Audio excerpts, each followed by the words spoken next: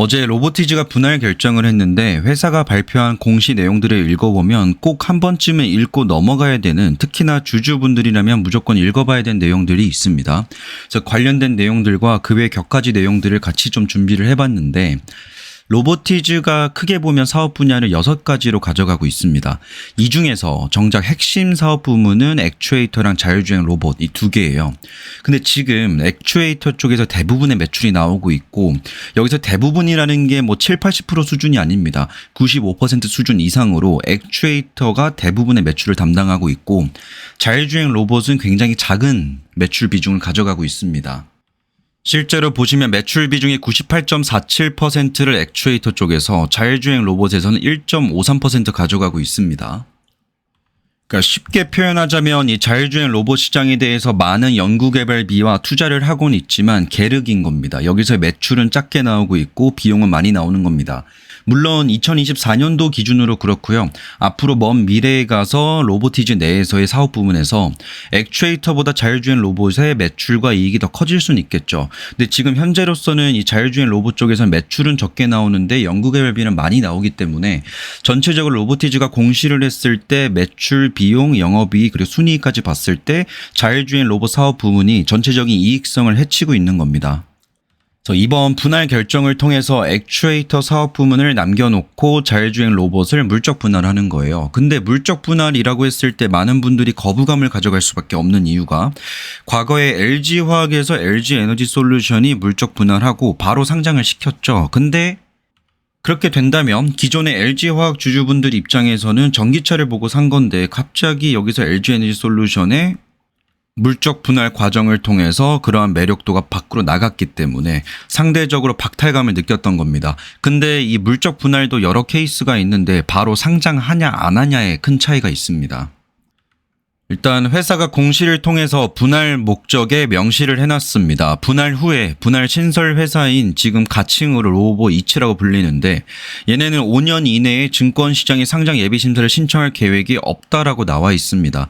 이 말은 5년 동안 연구개발비 넣고 투자하고 개발해서 그 이후로 우리는 뭐 상장할 수도 있고 안 할 수도 있고 라고 밝혀놓은 겁니다. 만약에 이러한 내용이 없었다라고 한다면 어제 시외 가격과 오늘 뭐 마이너스 10% 이내의 하락이 아니라 더 큰 하락이 나올 수 있었는데, 이 공시가 매우 중요하고요. 두 번째로 중요한 내용이 주주 확정 기준일이 4월 3일입니다. 그러니까 이 거래일 이전인 4월 1일까지 보유를 하면 여러분들은 주주 확정이 되는 거고 주주 명부에 등재가 되는 겁니다. 그럼 주주 명부에 확정된 사람들 중에서 이 분할 결정에 대한 반대 의사를 가지고 있는 사람들이 있을 겁니다. 그러면 그 반대 의사를 통지할 수가 있어요. 4월 17일부터 5월 1일까지. 그러면 내가 몇 주를 가지고 있고 보통주 몇 개 가지고 있다. 근데 난 반대한다라고 회사에게 서면으로 반대 의사를 통지했을 때는 회사에게 매수 청구를 할 수가 있습니다. 그래서 매수 청구라는 건 뭐냐면, 내가 지금 100주 가지고 있는데 난 이 반대를 한다. 그러니까 내 100주 도로 사가라. 그 100주를 사갈 수 있는 가격이 여기 나와 있는 매수 예정 가격으로 36,811원입니다. 참고로 이 가격은 변경될 수도 있어요. 어디까지는 예정 가격이기 때문에. 여기서도 중요한 게, 내가 반대 의사를 통지를 하고 주식 다시 사가라 라고 이야기라고 한들 전체 주식을 가져가는 게 아닙니다. 소유 주식 중에 일부에 대한 매수 청구가 가능하다라는 겁니다. 그러니까 100주 들고 있으면 100주를 다 신청할 수 있는 게 아니고 그 중에 일부를 도로 사가라라고 요청할 수 있다라는 겁니다. 근데 이 과정이 서면으로 그 결의에 반대하는 의사를 통지하고 다 제출하고 청구해야 되는 과정이 있기 때문에 일반적으로 이게 많은 분들이 참여를 못 합니다. 많은 분들이 이거를 솔직히 말하면 귀찮아서 그냥 넘어가는 경우가 많은데, 여튼 이러한 절차들이 있습니다. 그리고 주식 매수 청구권은 행사일까지 계속 보유한 주주에 한하여 부여된다라는 겁니다. 그러니까 내가 4월 1일까지 이걸 가지고 있어가지고 주주 확정이 되었어요. 그리고 반대 의사도 신청을 했습니다. 근데 5월 7일까지 이거를 보유하지 않고 팔아버리게 된다면 주식 매수 청구권을 행사할 수가 없다는 겁니다. 그 효력이 상실되는 거예요. 여튼 뭐 이러한 권한들이 주주에게 부여가 된다라는 것들 정도는 알아야 됩니다. 그러니까 회사가 이렇게 하겠습니다라고 해서 일방적으로 주주들이 꼭 이 분할 의사에 동의하는 게 아니라 반대 의사를 펼칠 수도 있다라는 겁니다. 회사가 물적 분할 추진에 대한 검토 내용을 밝혀놨는데 여기도 나오고 있죠. 매출은 정작 액추에이터 쪽에서 나오고 있는데 98.47% 나오고 있고 이 과정에서 영업이익률도 꽤나 우수한 편인데 정작 매출이 작게 나오고 있는 자율주행 로봇 시장에서는 비용이 많이 나간다는 겁니다. 특히나 이 판관비도 많이 나가고 있고 이에 따라서 영업이익이 적자를 기록하고 있다는 건데 이 전체적인 수익성을 많이 까먹고 있는 게 이 자율주행 로봇이라는 겁니다. 그러면 예를 들어서 물적 분할이 완료가 된다라고 했을 때는 이 부분이 사라지게 되는 겁니다. 이 두 개를 합쳤을 때 전체적으로 영업이익률이 마이너스 9.9%인데 얘네를 제외해 놓고 보면 요 액추에이터 사업 부분만 볼 수 있겠죠. 그럼 24년도 기준으로 매출액 300억과 매출 원가 130억 빼고 판관비 다 빼고 나서 영업이익이 59억 남는 거고 대략적으로 물적 분할을 완료하게 된다면 영업이익률은 20%대 정도로 추정할 수가 있습니다. 이게 이 로보티즈가 이 물적 분할을 추진하는 그 배경입니다. 그러니까 이 물적 분할을 통해서 자율주행 로봇 부분을 따로 분리해 놓고 얘네를 상장시키기 위함이 아닙니다. 애초에 이 정도의 수익성이면 상장하기도 어려워요.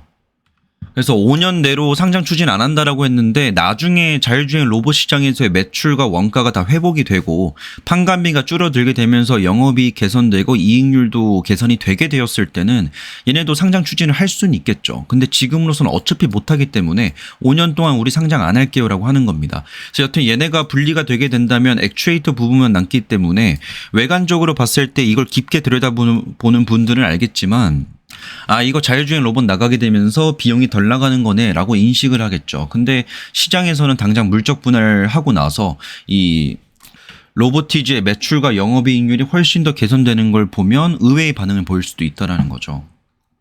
여기서 이번에 나온 공시랑 반대로 생각을 해보죠. 자율주행 로봇 부문을 납두고 액추에이터를 분할 상장한다라고 합시다. 그러면 로보티즈는 자율주행 로봇 매출과 이익을 인식해야 되는 건데 그러면 정작 이 알짜 사업을 버리고 매출 부분도 큰 걸 버리고 요거의 밸류에이션 책정해야 되기 때문에 로보티즈의 가격은 정말 대폭락을 해도 할 말이 없는 건데 이번엔 반대입니다. 그러니까 액추에이터 사업 부문, 알짜 사업 부문을 납두고 지금까지 적자를 좀 많이 기록하고 있고 매출은 얼마 안 나오지만 경산 개발비 이런 것들이 많이 나와서 전체적인 영업이익과 순이익을 훼손시키고 있는 사업 부문을 따로 분리하는 거기 때문에 이 분할 결정 자체가 사실 국내 시장에선 받아들여지지 않는 경우가 좀 많긴 하지만 당장 회계상으로 이익을 인식했을 때 이 자율주행 부문을 떼내는 게 훨씬 더 개선되는 효과가 있긴 하다라고 좀 말씀드립니다.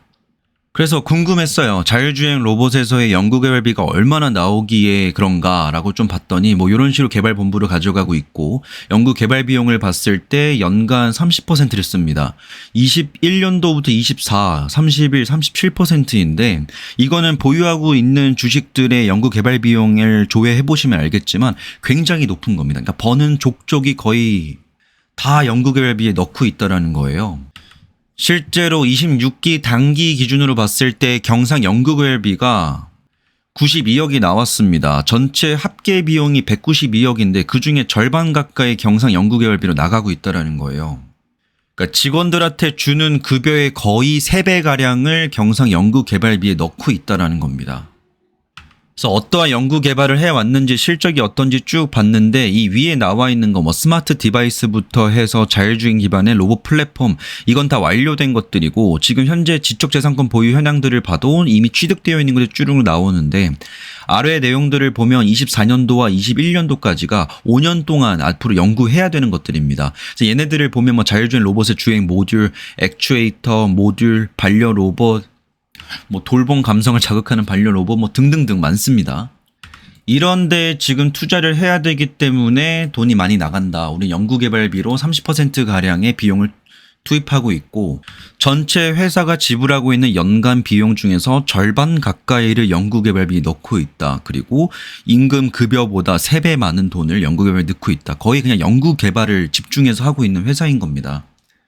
근데 그 중에 대부분이 지금 현재 대부분의 매출을 만들어내고 있는 액추에이터 쪽이 아니라 이 서비스 로봇 쪽 여기에 넣고 있다는 겁니다. 자율주행 로봇 플랫폼입니다. 참고로 얘네가 실내와 실외로 따로 나눠져 있는데 이렇게 실외에서 돌아다니면서 배달할 수 있는 로봇과 실내에서 약간 서비스형 로봇도 있습니다. 근데 보시면 얘네가 이름이 집개미예요.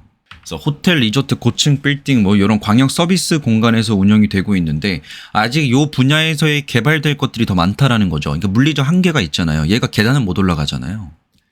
그러한 물리적 한계를 극복하기 위해서 연구 개발을 계속하고 있는 거고, 기능 및 특징을 보면 다 회사 홈페이지에 정확하게 나와 있는 내용들입니다. 뭐 이렇습니다. 사양은 지금 최대 24시간까지 쓸 수 있고 스테레오 카메라, 깊이 카메라, 라이더 센서, 범퍼 센서 등을 가져가고 있고, 나중에 얘가 더 뭐 개발이 된다면 어떻게 될지 모르죠. 요 바퀴가 달라질 수도 있고 뭐 강아지 다리처럼 바뀔 수도 있는 거고, 여기 뭐 손잡이가 달릴 수도 있는 거고요. 아니면 뭐 디스플레이가 좀 변경될 수도 있는 거고, 이런 부분에 워낙 돈이 많이 들어가기 때문에 지금 영업이익 적자 계속 나고 있다. 이렇게 보시면 되겠고, 다이나믹 셀이 이 회사가 가장 집중하고 있는 분야입니다. 지금 남겨지게 되는 사업 부분 액추에이터 부분이고, 원래 모터랑 컨트롤러 드라이버, 뭐 하모닉 드라이버도 있고 센서도 있고 리덕션 기어, 그리고 네트워크, 리덕션 기어 감속기죠. 그리고 네트워크, 여기까지 해서 다 합쳐낸 게 다이나믹 셀인데, 이 회사는 지금 오픈 플랫폼으로 운영을 하고 있습니다. 물론 사이즈의 차이가 너무 많이 나긴 하지만 엔비디아 쪽에서도 오픈 플랫폼을 통해서 우리가 갖고 있는 칩셋과 기능들을 가지고 활용할 수 있는 기업들은 활용해라 라고 하고 있죠. 오픈 소스까지는 아닌데 오픈 플랫폼으로 운영하고 있는 겁니다. 그래서 그 중에서 유망하다 싶은 기업들은 엔비디아가 투자도 하기도 하죠. 지금 현재 로보티즈가 가져가고 있는 건 오픈 플랫폼을 운영을 해서 이걸 활용할 수 있는 기업들은 활용해 달라라고 열어놓고 있습니다. 그 과정에서 원래 본인들이 1,000억 들여서 개발해야 되는 거 해당 기업들이나 기관에서 시행착오를 통해서 해주기 때문에 비용이 약간은 좀 덜 들어간다. 그래서 성과가 나올 수 있다. 이런 부분들도 가져가고 있고, 다이내믹 셀에 XP, Y로 3개의 시리즈가 있고 다이내믹 셀 드라이브가 있습니다. 다양한 기업이야 구성 중에서 선택이 가능하고 유연한 통합 시스템을 가져가고 있고 네트워크와 호환 가능하다. 그리고 컨트롤러까지도 있고요. 이 정도로 이 회사의 사업 부문을 보면 되겠는데, 일단 로보티즈의 분할에 대해서 시장의 반응은 좀 차가운 것 같습니다. 그리고 저도 지금은 그냥 일단 보초병만 들어가서 눈치를 보고 있는데, 사실 좀 솔직하게 말씀드리면 이 매수 청구 가격 있죠. 이걸 보고 참고할 수도 있는 게, 그냥 여차하면 지금 주가가 34,000원이면 36,811원에 서면으로 제출해서 내 주식 사가라라고 요청하면 되는 것이기 때문에 이 공시사항 내용만 보면 부담스럽진 않습니다. 근데 아직까지는 당장 어제 공시가 나온 거고 시장에서 이 공시에 대해서 얼마나 예민하게 반응할지는 좀 지켜봐야 됩니다. 그래서 저도 좀 관망을 하면서 일단 보초만 넣어놓고 상황에 따라서 비중을 더 태울 생각인데, 만약에 회사에서의 어떤 IR이나 아니면 공시사항을 통해서 원하는 어떤 내용들이 나오거나 아니면 주가가 훨씬 더 빠져줘서 가격적인 메리트가 있거나 했을 때는 저는 비중을 더 태울 생각입니다. 당장은 솔직히 말하면 그냥 기술적으로 이렇게 마음에 드는 타점까지는 아니어서 일단은 좀 보초배만 넣으면서 보고 있습니다. 일단 로보티즈 외에도 국내에는 상장되어 있는 로봇 회사들이 굉장히 많습니다. 대표적으로는 레인보우 로보틱스가 있고, 저는 현대로템을 굉장히 좋아하고, 그 외에 유일로보틱스, SPB테크, SPG, 뭐 로보로보, 로보스타, 뭐 레인보우 로보틱스 등등 많은 기업들이 있습니다. 그 중에서 우리가 일반적으로 좀 접근하기 쉬운 거는 피지컬 AI 쪽입니다. 이 AI 기술력을 어떻게 로봇에 탑재를 할 것인가, 그리고 로봇 안에 들어가게 되는 부품들에 대한 투자를 할 수가 있고요. 그 선택지 중에서 원래는 국내에서는 감속기가 가장 유망합니다. 저는 개인적으로 감속기 분야를 가장 유망하게 보는데, 이 감속기 분야는 아쉽게도 일본이 꽉 잡고 있습니다. 하모닉 드라이브로. 그래서 그거를 좀 대체하거나 아니면 따라잡을 수 있다, 따라잡을 노력하고 있다라고 했을 때 국내는 SPG랑 SPB테크와 같은 기업들이 있고, 그 외에 액추에이터 쪽을 봤을 때는 전 로보티즈가 굉장히 매력이 있다라고 봅니다. 사실 어제 물적 분할 공시가 나오고 오늘 이렇게 급락하기 전까지는 저는 로봇에 투자한다라고 했을 때 로보티즈가 첫 번째 선택안은 아니었습니다. 그냥 투자할 수 있는 대상들 중에서 하나였는데, 해당 공시 내용을 읽어봤을 때 충분히 명분이 있다라고 생각이 듭니다. 회사 입장에서는 충분히 이익성을 개선시키기 위해서, 회계적으로 인식하는 이익을 개선시키기 위해서 분할하는 것으로 보이고, 플러스로 이게 물적 분할 이후에 상장시키기 위한 목적이 아니다라고 명시가 되어 있고 그러한 뉘앙스를 풍기고 있기 때문에 저는 들으시는 분들, 보시는 분들에 따라서 다르게 받아들일 수 있겠지만 저는 개인적으로 로보티즈의 이번 분할 결정 자체가 그리 나쁜 결정은 아니다라고 생각이 들고 주가 움직임을 좀 지켜보면서 좀 장기적으로 모아갈 수 있는 타점들을 잡을 생각입니다. 일단 오늘 영상은 여기까지 하겠습니다.